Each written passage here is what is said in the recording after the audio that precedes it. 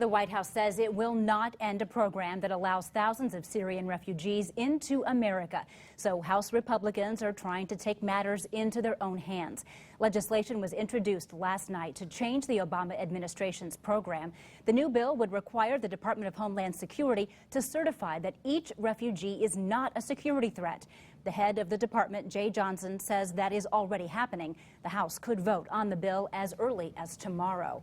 And that vote comes after more than half of the nation's governors also called for a ban on Syrian refugees coming to their states. Now, we wanted to know what it takes for someone to get through the resettlement system in the first place. And NewsChannel 15's Sara Wagner learned more about that program today. She joins us now with more, and it turns out this can be a very, very complicated process. Yeah, that's right. There are more than a dozen different steps any and all refugees must go through before they can come to the United States.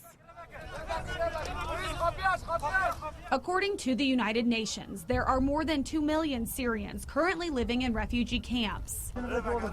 10,000 of them are slated to come to the United States, but not before going through a 13-step vetting process. 5 of the first 8 are actual vetting, security vetting through Homeland Security, Department of Defense, FBI, the local law enforcement there, various intelligence agencies. Mike Lewandowski works for Catholic Charities, one of the major refugee resettlement agencies in the country. While the Fort Wayne South Bend Division hasn't yet worked with any Syrian refugees, it helps reunite hundreds of families a year. People tend to think we just bring them in, they get in line and we ship them right over within the first day.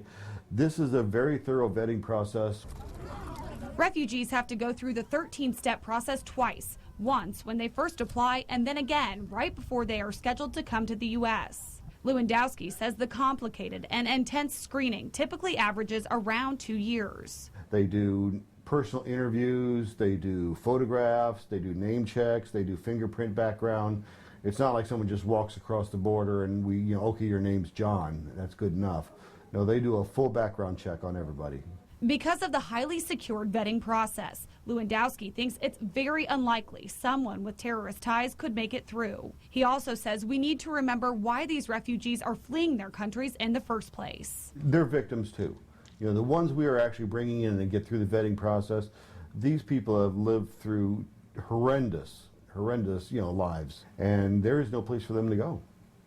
It's, immigrate out or die many times.